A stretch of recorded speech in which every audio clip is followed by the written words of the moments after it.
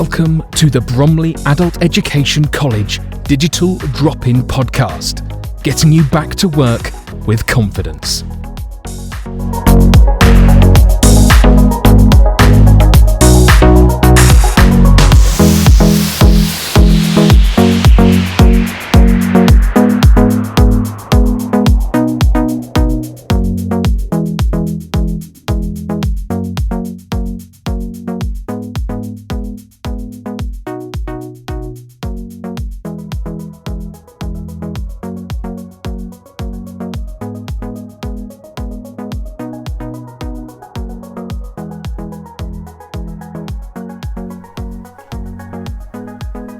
Hello, I'm Jill Collier and welcome to episode 8 of the Digital Drop-In Podcast.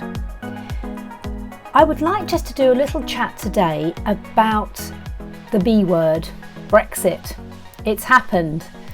After nearly 3 years, we are now out of the EU. As was said recently, there is a small amount of people that are absolutely ecstatic. There's a small amount of people that are very sad. But after nearly 3 years, the majority of the country just wanted it done. It doesn't matter whether you were for it or against it, but this unsettling period has been very difficult for everyone. There are two topics I wanted to cover today. One is how will Brexit affect your job searching? And two is what if you're living in this country and you are European, and how will this affect you living here? And that's something that's very important. There is an EU settlement scheme. And what is it? It allows you and your family members to get the immigration status you need to continue to live, work and study in the UK. The status means you're eligible to continue using our public services such as the healthcare and schools, public funds and pensions, and things like this. And it's very important that you're aware of this if you are European.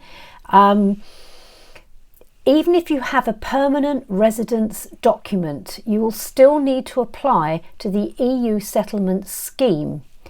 There is lots of information on this if you go to gov.uk. And even if you just search for the EU settlement scheme, you will see a lot of information that you can go through, or you can actually go direct to gov.uk/EU-settled-status. And again, that will take you right to where you need to be to look at all the information. You need to apply for your EU settlement scheme by the 30th of June, and it's free to apply. It's a short online application which saves as you go. So it's probably good to get going and see what it's asking. And then if it asks for something you don't have to hand, that's absolutely fine. You just save it, go away and come back. We are February and this is June, so we've got 4 months to do this in. So the sooner that you start, the better. You will need things like proof of identity, such as your passport or whatever documentation that you are using at the moment. So you're going to need to find things like this. So the reason I'm mentioning it now is because you may well not have a computer at home and you might want to come to one of our digital drop-in centres to complete these forms. Forewarned is forearmed. You're definitely going to need things like your passport. It might be a two-prong approach. You might want to come into one of our centres and we can direct you to the areas on the gov.uk website where you can find out this information. You might want to do some fact-finding first, see what's required, and then go home, get all your information, come back the following week to actually complete your your online application, or you may be able to do your research on your phone or somewhere, see what's needed and come straight into us. We are no experts on this because this is quite a new scheme, but we are good at looking at these forms, these online forms, and understanding what's required, uploading information, scanning information in, all the sort of things that could cause you anxiety if you're not used to doing these online forms. So I just wanted to mention this form to you so that you are aware that if you need to be completing one of these forms, we are available to help you. The other point I wanted to mention today is how this uncertainty that Brexit has been for the last 3 years, how that's had an impact on so many markets, both the job market, the housing market. Everything's been in a little bit of a dilemma, not really knowing how things are going to fall. So for instance, companies are having to produce sort of two options for the last few years. If Brexit happens, this is the sort of paperwork we're going to have to produce. If it doesn't happen, then this is what we're going to have to do. And companies have been spending literally millions on becoming prepared for what happens next. Now, although this happened on January the 31st, 2020, we do have right through to December before we're going to see any huge changes. It was just the beginning, really. It was all signed off and we have left. But like anything, we now have an awful lot of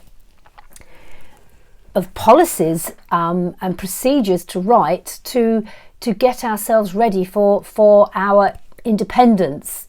All of this will be happening over the coming months to get Britain in a position where they are trading confidently again and have some certainty in their lives.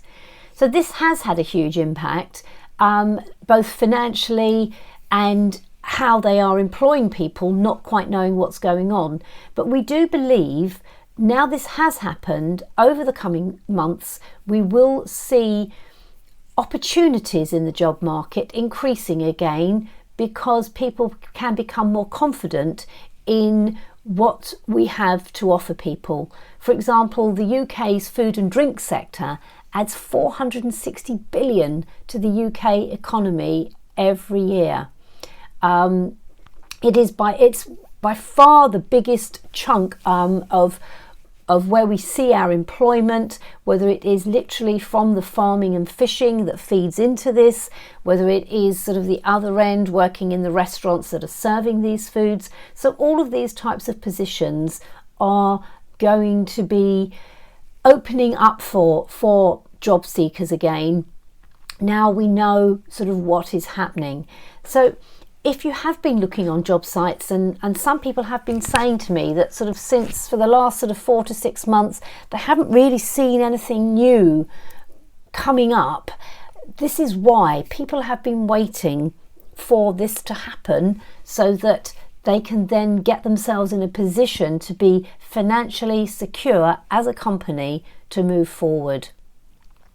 So I guess today was really just to encourage you to come in, and if you need to look at the EU settlement scheme, then we are in a position to help you with that. If you are just job searching, then come in and have a look at some of these job websites, and you will see that hopefully things are going to start improving again and there will be more opportunities out there for you. So thank you for listening, and I look forward to speaking to you soon. For help with all your job searching needs, do visit one of our digital drop-in venues. On a Monday, we are open 12:30 to 3:30 p.m. at our Poveris Centre, and on a Tuesday, we are open 10 a.m. to 2 p.m. at our Kentwood Centre. In our sessions, we offer free use of computers for job searching. advice on creating a winning CV, plus lots of short training courses to gain skills in the digital world. This podcast has been produced by Bromley Adult Education College. For full details of how we can support your return to work, visit our website www.baec.ac.uk and search for Digital Drop-In. Don't forget to subscribe to this podcast to receive notifications of new episodes.